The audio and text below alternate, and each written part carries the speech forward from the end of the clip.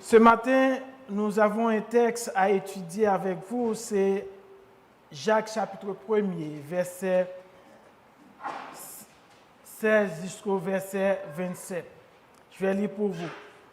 Jacques chapitre 1er, du verset 16 jusqu'au verset 27.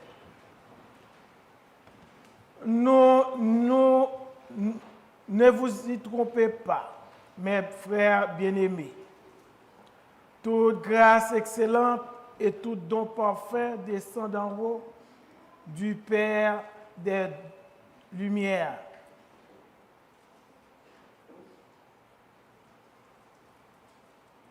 Chez lequel il n'y a ni changement ni ombre de variation. Il nous a engendrés selon sa volonté, par la parole de vérité, afin que nous soyons en quelque sorte les prémices de ses créatures.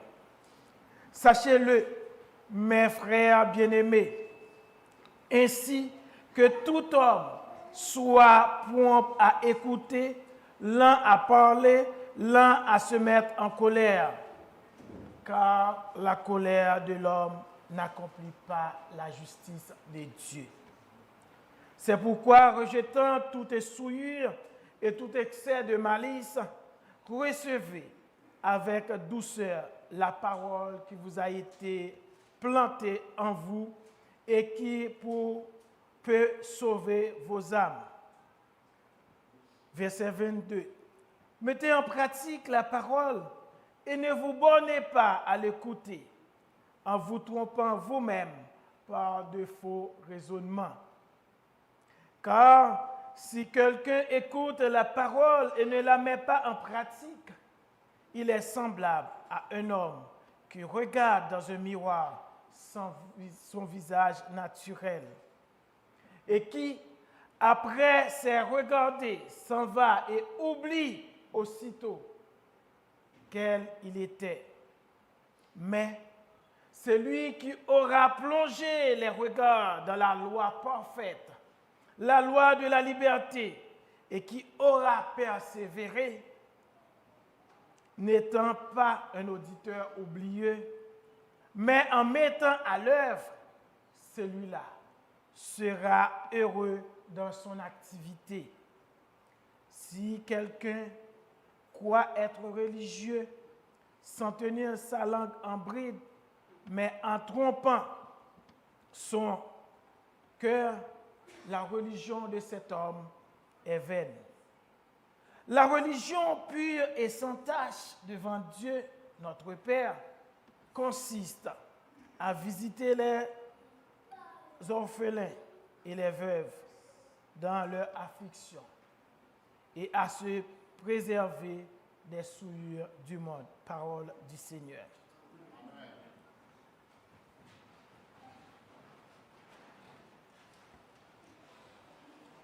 Bien-aimés frères et sœurs, combien d'entre nous qui n'ont pas entendu des parents se plaignent, notre fille ou notre fils n'écoute pas. Et aussi des éducatrices, éducateurs, enseignantes qui déclarent, il y a dans ma classe un élève qui parle tout haut ou qui parle beaucoup. Dans un sens positif, il dirait également, nous avons quelques élèves très appliqués et studieux parmi les enfants.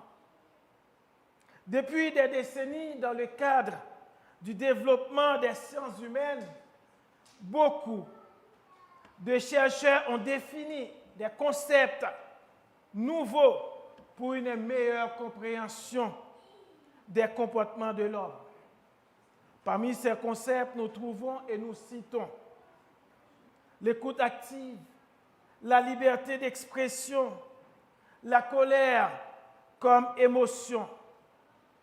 Pour ceux qui n'ont pas reçu Jésus-Christ pour leur Sauveur et leur Seigneur, les incroyants, ces concepts sont des découvertes phénoménales qui relèvent des vérités incontournables sur la nature humaine. C'est pareil pour certains croyants qui lisent rarement la Bible. Ces concepts sont des vérités incontournables sur la nature humaine. Cependant, pour nous, les chrétiens, les croyants, les chrétiens comparables aux chrétiens de Bérée, selon Actes chapitre 17, verset 11, qui sondent régulièrement la parole de Dieu, la Bible est remplie de ces concepts qui ne nous sont pas étrangers, mais qui sont des rappels. Ces concepts, quand on parle de l'écoute active, quand on parle aussi de la colère, la Bible nous donne beaucoup d'enseignements là-dessus. Et nous pouvons les évaluer au talon de la parole de Dieu. Peut-on dire, bien-aimés, frères et sœurs, ce matin, qu'être lent à se mettre en colère, qu'être prompt à écouter et qu'être lent à parler sont les meilleures attitudes des chrétiens? Peut-on le dire? La réflexion de ce matin répond par l'affirmatif à cette interrogation, et en raison de plusieurs aspects. Tout d'abord, la colère humaine, nous dit la parole de Dieu, ne plaît pas toujours à Dieu.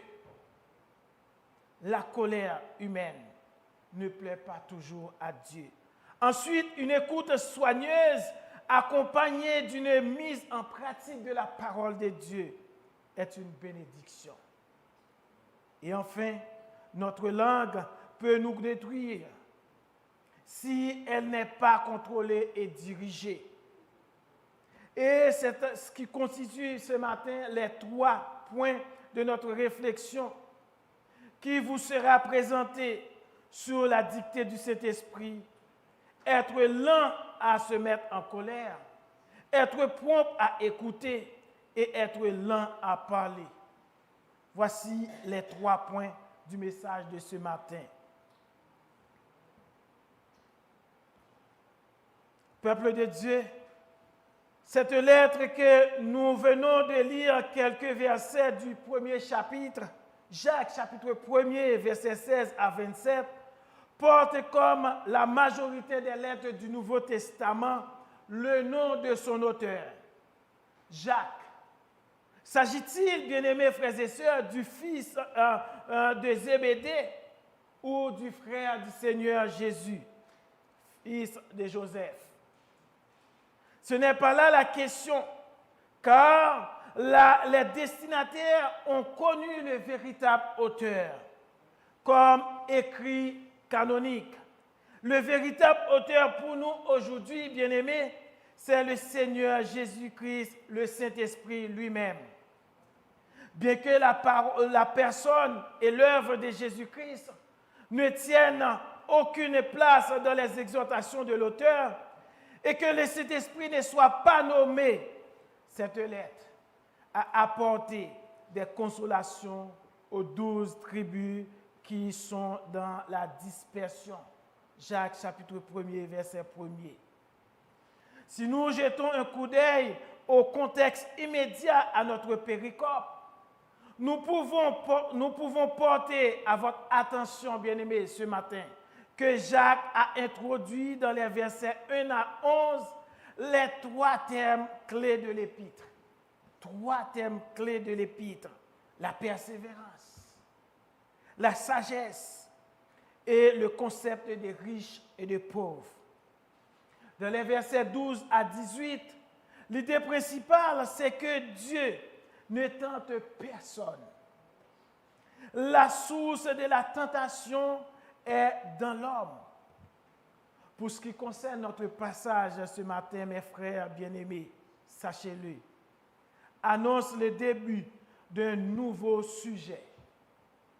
La suite du verset constitue un proverbe qui explique les versets 20 à 27. Et ce sont 3 problèmes de la communauté. Ils sont interconnectés. Parfois, la colère provoque la précipitation à parler. Parfois, la colère provoque la précipitation à parler. Et souvent, ces deux problèmes nous empêchent d'écouter.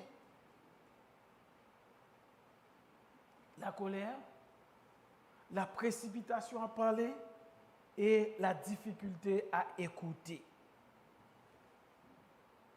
Être lent à se mettre en colère, est-ce une chose facile? Est-ce possible, bien-aimés frères et sœurs? Mais ce matin, Jacques nous parle à travers ce texte, verset 20 au verset 21. Dans le verset 20, Jacques explique pourquoi nous devons être lents à se mettre en colère. Pourquoi devons-nous être lents à nous mettre en colère? Il nous dit, la colère de l'homme n'accomplit pas la justice de Dieu. Quand on se met en colère, est-ce que nous allons avoir une justice? Non, bien-aimés. Pour les psychologues, la colère comme émotion est un produit de la personnalité. Elle ne peut pas être contrôlée, mais ignorée. On ne peut pas contrôler notre colère, mais on peut l'ignorer. Mais Jacques nous enseigne autre chose.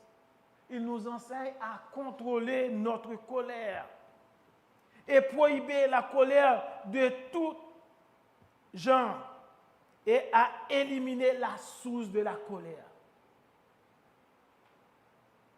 A-t-il raison? Est-ce possible de prohiber la colère dans notre vie? Est-ce possible d'éliminer la source de la colère? La Bible est riche en enseignements sur la colère. Tant de textes de Salomon, le sage. Proverbe 14, verset 17 nous dit, celui qui est prompt à la colère fait des sottises. Celui qui est prompt à la colère fait des sottises. Et Proverbe 14, verset 29 nous dit, celui qui est lent à la colère a une grande intelligence. Mais celui qui est prompt à s'emporter proclame sa folie. Encore des textes pour nous dire que la colère n'a pas sa place dans notre vie. Proverbes 29 et 30 nous affirment que la colère de l'homme ne produit que la querelle. La colère ne produit que la querelle.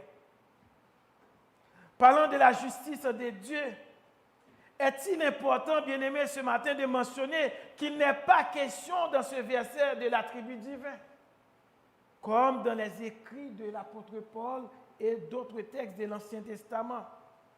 Dans plusieurs textes bibliques, la justice de Dieu est souvent remplaçable par la colère de Dieu. Dans plusieurs textes, la justice de Dieu est souvent remplacée par la colère de Dieu. Une sainte colère, nous dit les auteurs.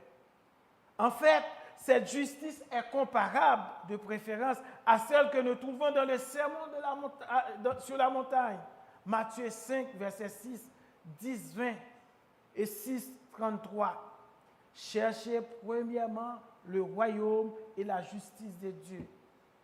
Et toutes ces choses vous seront données par-dessus. Qu'est-ce que l'auteur veut nous dire? Qu'est-ce que Jésus-Christ veut nous dire à travers la justice de Dieu ici? La justice de Dieu ici signifie, dans ce contexte, la volonté de Dieu. Cherchez premièrement le royaume et la volonté de Dieu. En d'autres termes, la colère de l'homme n'accomplit pas la volonté de Dieu. Mettez-vous en colère, cela ne veut pas vous permettre d'avoir la volonté de Dieu dans votre vie. Donc, ne vous mettez pas en colère. Cherchez premièrement le royaume et la volonté de Dieu. Dans le verset 21, nous avons la conclusion de la pensée de l'auteur, de Jacques, qui nous exhorte à abandonner toute souillure morale et tout excès de malice. Cette dernière désigne les mauvaises dispositions à l'égard de Dieu et à l'égard de nos prochains.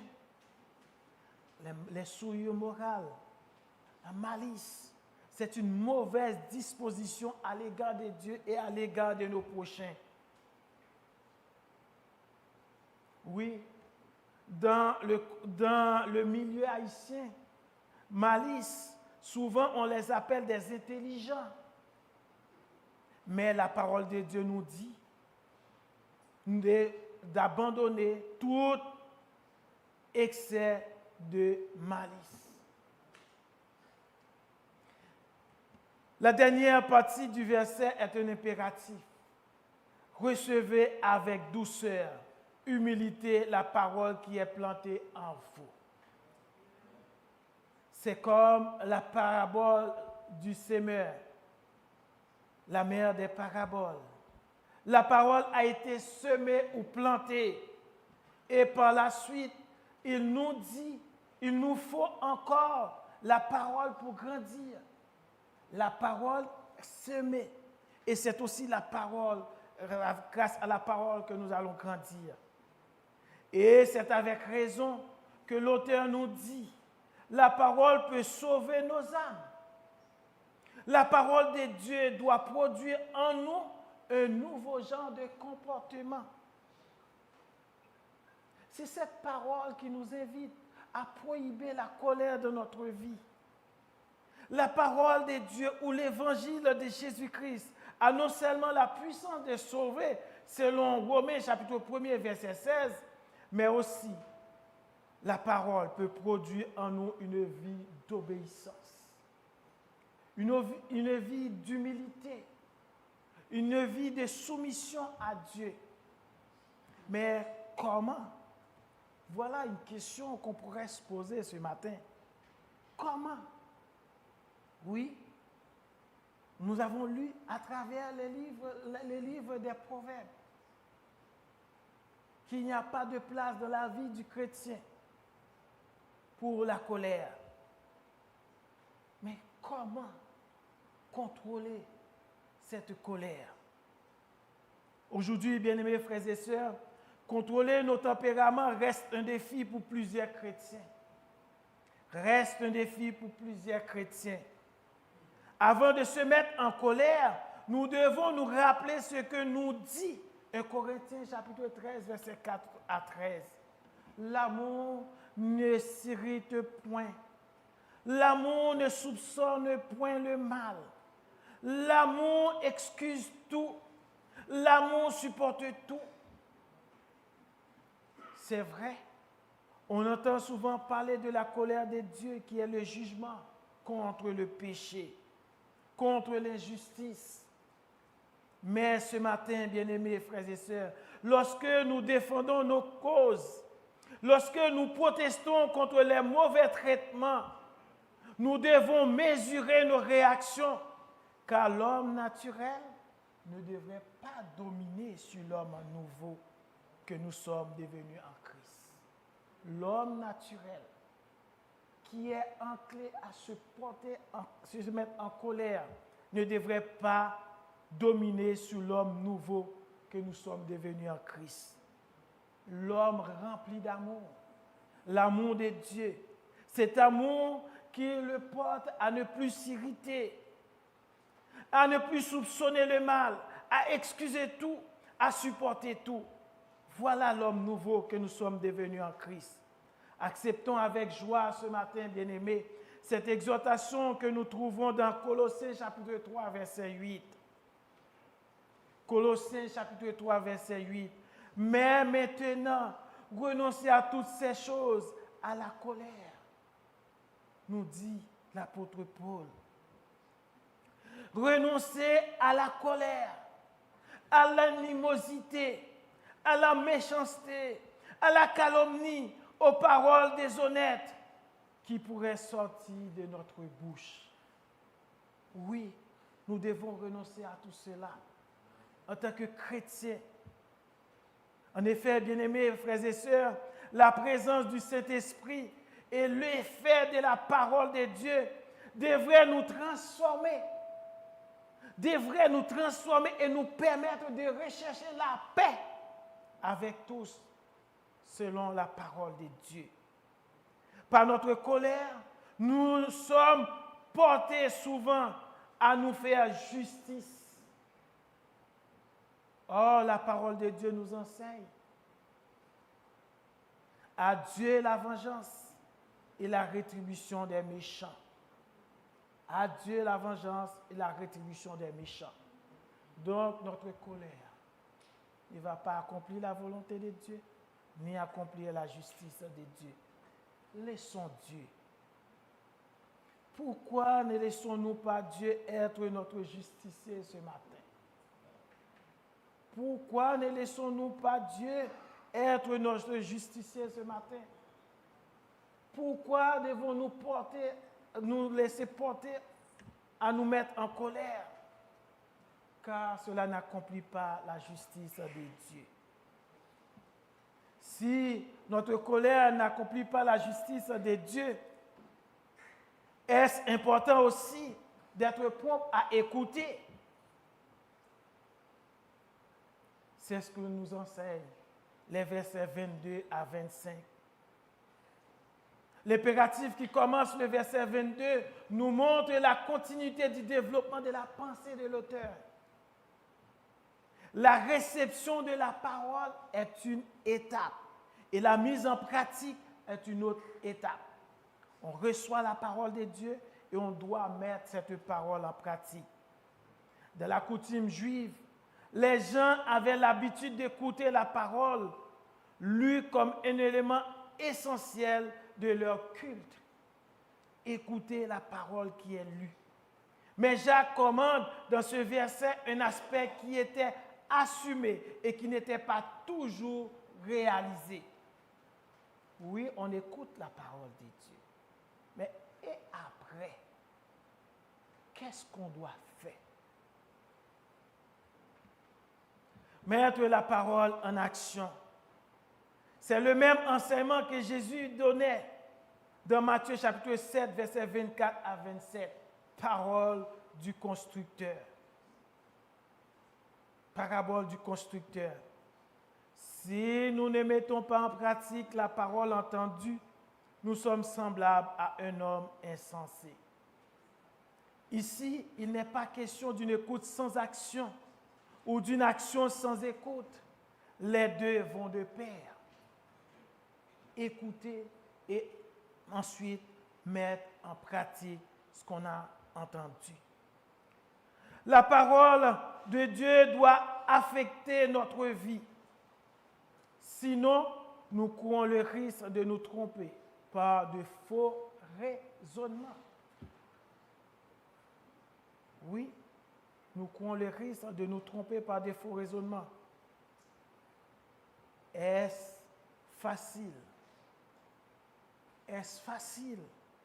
Oui, c'est facile à dire, mais est-ce facile à faire? Honnêtement, chers amis, bien-aimés, frères et sœurs, ce n'est pas facile, car nous avons tellement de préjugés, d'illusions, de mauvais présupposés qui bloquent nos bonnes dispositions d'écoute. Oui, on aimerait bien écouter. On est prêt à écouter, mais pendant qu'on est en train d'écouter, c'est le moment que nos préjugés remontent dans notre esprit. C'est le moment que nous faisons des illusions. C'est le moment où on croyait ça ainsi. Et à ce moment, on ne fait pas de place à l'écoute. C'est une discipline très exigeante, l'écoute active. Très, très exigeante.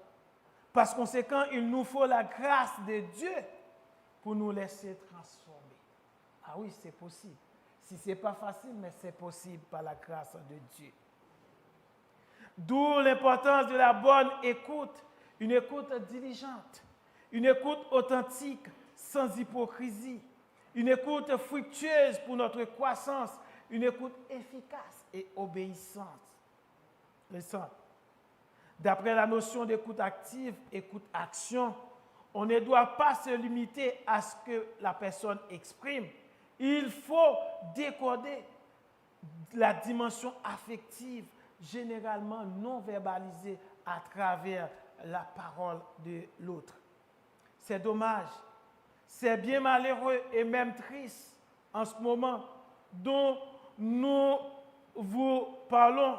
Plus que 80% de l'Assemblée n'écoute rien de ce que nous disons. Pourquoi? Parce qu'ils sont en train de penser à beaucoup d'autres choses qui n'ont aucun rapport à cette journée qui devrait être consacrée à Dieu. Malheureusement, il y en a en ce moment qui pensent après le culte ou comment je vais aller à la maison. D'autres qui pensent quand j'arrive à la maison, qu'est-ce que je vais faire. D'autres qui pensent après, demain, qu'est-ce que je devrais faire. Qui commencent déjà pendant le culte à faire leur plan de la semaine. C'est dommage. En d'autres termes, il y en a qui pensent au travail, ce qu'ils vont faire demain au cours de la semaine. D'autres pensent à leurs soucis, à leurs problèmes économiques, à leurs problèmes de santé. Et pire, certains jugent le message qu'ils sont en train d'écouter. Permettez-moi de vous dire que ce n'est pas bien, ce n'est pas pour votre édification. Pour nous faire comprendre la relation qui existe entre la parole de Dieu et l'action qui en résulte, Jacques nous fournit une parfaite illustration qui mérite d'être appréciée. Nous sommes convaincus que la majorité des gens dans cette salle, dans cette assemblée, ont regardé leur visage dans un miroir avant de venir ici. Oui, nous sommes regardés ce matin. Est-ce que c'est correct? Est-ce que tout est correct? Est-ce que les cheveux sont corrects? Est-ce que j'ai la bonne posture?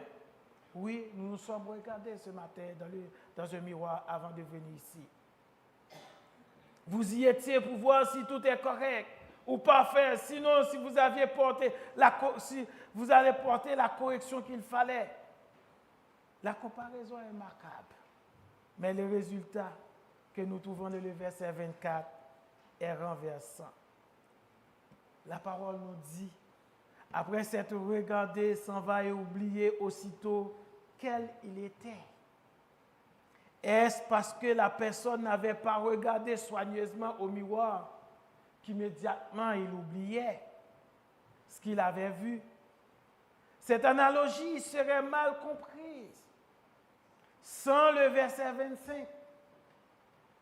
Maintenant, ce miroir n'est autre que la parole de Dieu, ou la foi parfaite, la loi de la liberté. C'est par elle que vient la connaissance du péché. Selon Romains 3, verset 20, c'est la loi de Dieu. Romains 7, verset 22, c'est la loi de l'Esprit. Romains 8, verset 2, c'est la loi de Christ. Galates 6, verset 2. Oui, voilà le miroir. C'est la parole de Dieu. Ce n'est pas le miroir physique où nous sommes allés ce matin pour vérifier notre posture. Mais la parole de Dieu nous parle de ce miroir qu'est la parole de Dieu. Pour éviter d'être un auditeur oublié, il faut persévérer dans la parole. C'est-à-dire, il faut porter attention à ce que la parole de Dieu dit.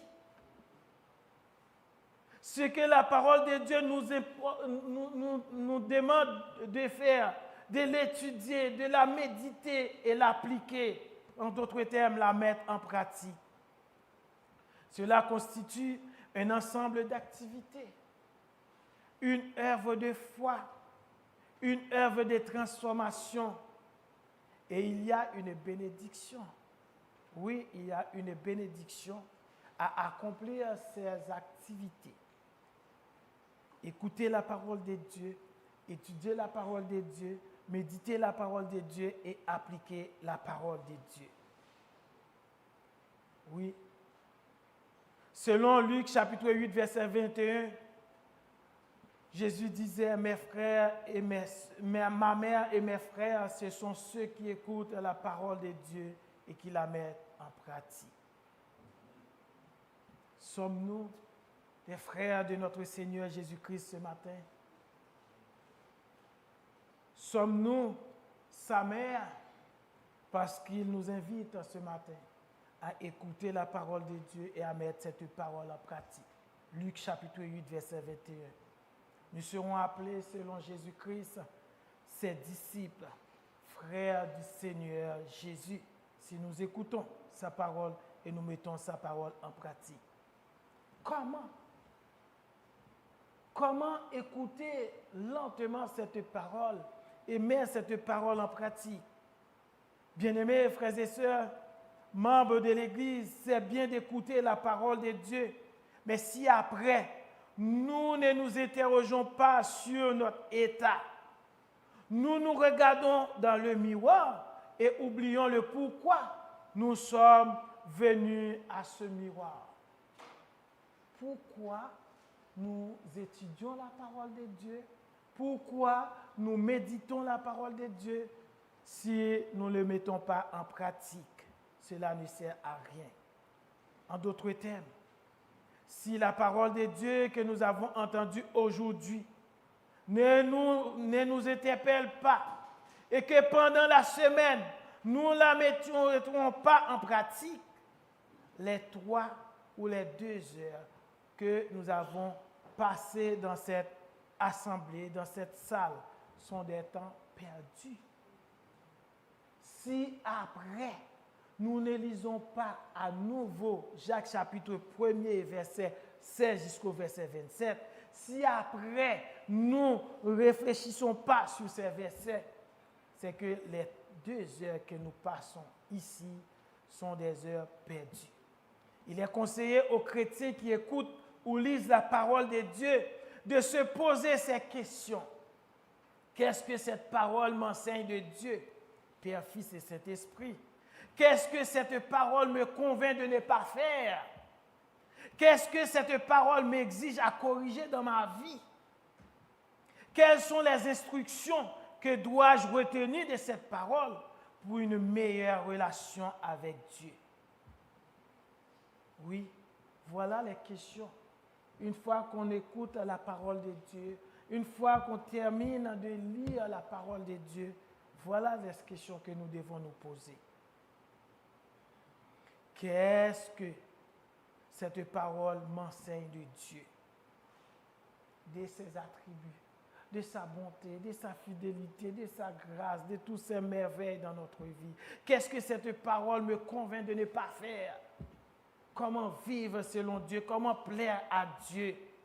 Qu'est-ce que cette parole m'exige à corriger dans ma vie? Est-ce que ce que j'ai l'habitude de faire, est-ce que cela plaît à Dieu? Est-ce que cela glorifie Dieu? Quelles sont les instructions que je dois retenir de cette parole pour une meilleure relation avec Dieu? Une relation de dépendance, de soumission. Dans cette perspective, bien-aimés, soyez convaincus, nous ne nous bornons pas à écouter la parole, mais nous faisons aussi l'effort de l'appliquer à notre vie pour l'avancement du règne de Dieu. Aujourd'hui, sur l'Internet, les chrétiens ont accès à un nombre inconsidérable de sermons, mais nous voyons que les comportements des chrétiens sont de jour en jour pires, comme nous dit l'apôtre Paul dans 2 Timothée, chapitre 4, verset 3. Car il viendra un temps où les hommes ne supporteront pas la saine doctrine, mais ayant la démangeaison d'entendre des choses agréables. Ils se donneront une foule de docteurs selon leurs propres désirs, détourneront l'oreille de la vérité et se tourneront vers des fables. Certes, comment se retrouver dans des sermons parfois contradictoires? Comment se retrouver sur l'Internet dans des sermons parfois contradictoires? Donc, il faut fréquenter une assemblée, avoir un berger qui prend soin de nous, qui peut faire pour nous la lumière sur les doctrines des faux prophètes, des faux docteurs du dernier temps et sur nos faux raisonnements. Oui, c'est à cela que Dieu appelle les responsables d'église, les anciens, les pasteurs, les enseignants, les docteurs, pour qu'ils puissent enseigner l'église. Car il y a beaucoup de faux prophètes, beaucoup de faux docteurs. Et sur l'Internet, il y en a beaucoup. Après tout, bien-aimés frères et sœurs, si la parole de Dieu nous dit qu'il faut être lent à la colère, il faut être prompt à écouter, il est aussi dit lent à parler, être lent à parler. Dans le verset 26, une fois de plus, Jacques vient avec une évaluation conditionnelle, qui a une réalité constatée au sein de la communauté destinataire de cette lettre. Le terme grec traduit par religion dans ce texte signifie aussi dévotion. La dévotion qui plaît à Dieu. Une piété qui ne se repose pas sur des apparences. Il faut dire aussi que Jacques est le seul auteur biblique à utiliser l'image de bride normalement fait pour contrôler et diriger les chevaux. Pour bien saisir le message qui est derrière cette analogie, il est intéressant de voir ce que nous dit le sage Salomon dans Proverbe chapitre 10, verset 19 à 20. C'est lui qui parle beaucoup, ne manque pas de péché. Mais celui qui retient ses lèvres est un homme prudent. Proverbe 10, verset 19 à 20. La langue du juste est un argent de choix. Le cœur des méchants est peu de choses. Donc, si notre langue n'est pas contrôlée, elle peut et nous détruira tôt ou tard. Lent à parler. Le rapport entre la langue et le cœur est évident dans la pensée de Jacques. N'oublions pas également les paroles du Seigneur Jésus-Christ lui-même dans Marc chapitre 7, versets 20 à 23. C'est du cœur de l'homme que sortent les mauvaises pensées. La liste est longue. Adultère, impudicité, meurtre, vol, cupidité, méchanceté, fraude, dérèglement, regard envieux, calomnie, l'orgueil, la folie. Tout cela vient du cœur.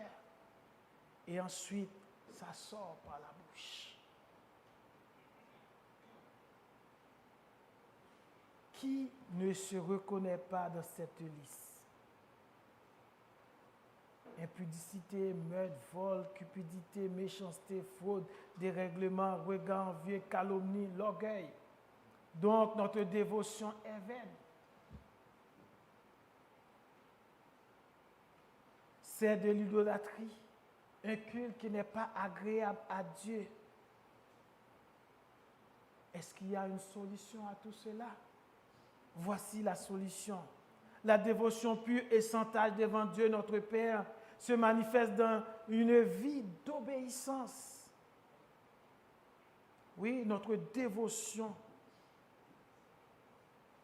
pure se manifeste dans notre vie d'obéissance. Une vie dévouée à Dieu, une vie de dépendance à Dieu, une vie de soumission. Voilà comment on peut plaire à Dieu à travers notre vie. Quand nous nous obéissons à sa parole, quand nous nous dépendons entièrement de Dieu, quand nous nous soumettons entièrement à lui, toute notre vie. Des actions concrètes et spécifiques doivent être démontrées.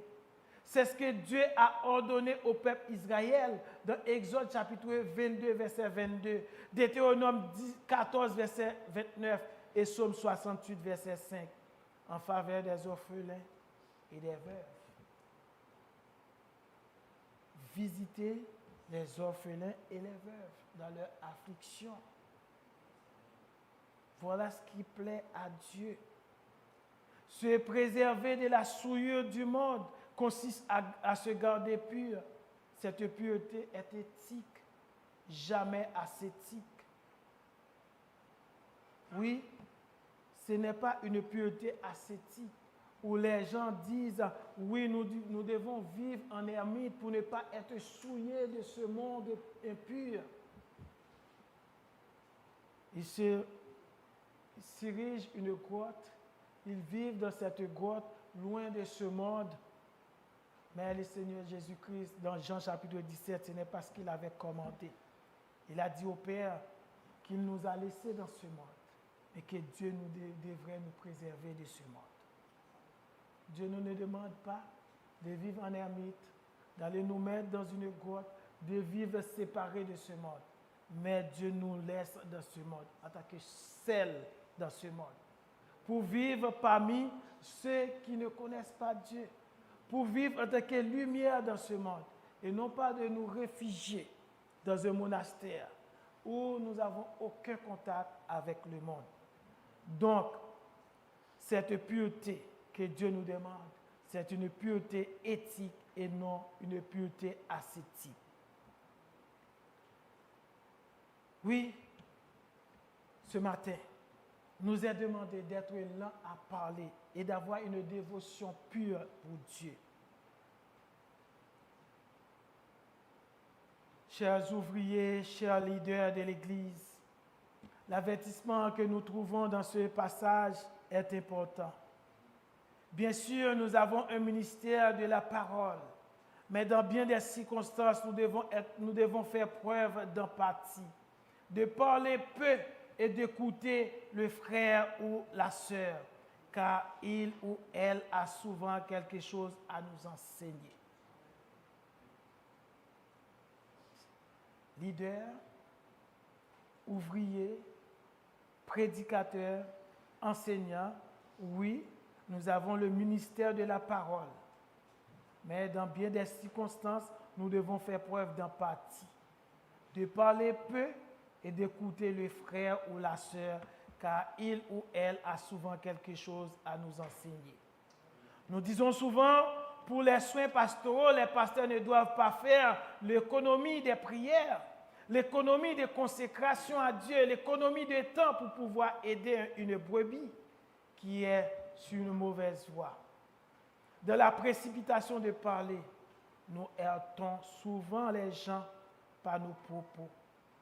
Il y a un proverbe haïtien qui nous demande de tourner notre langue 7 fois dans notre bouche avant de parler.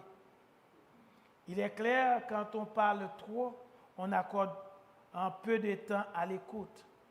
Des fois, nous pensons que nous savons des choses, mais quand on met du temps pour écouter, nous nous rendons compte que nous étions dans une grande ignorance. Nous trompons notre cœur. Notre foi doit nous conduire nécessairement à l'action, comme un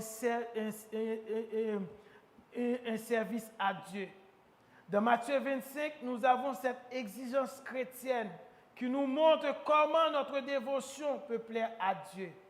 Une vie de consécration personnelle et une vie de service ou d'action sociale. Une vie de consécration personnelle à Dieu et une vie de service ou d'action sociale, selon Matthieu 25. Aider les gens dans la nécessité est une preuve d'amour qui montre la sollicitude de Dieu envers ses créatures. Dieu se montre toujours envers ses créatures de la sollicitude. Bien-aimés frères et sœurs, ce matin, croyez-vous qu'il est important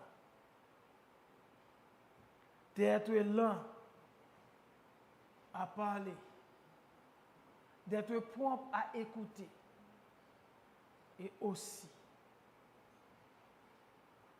d'être lent à se mettre en colère? Croyez-vous cela? Est-ce possible?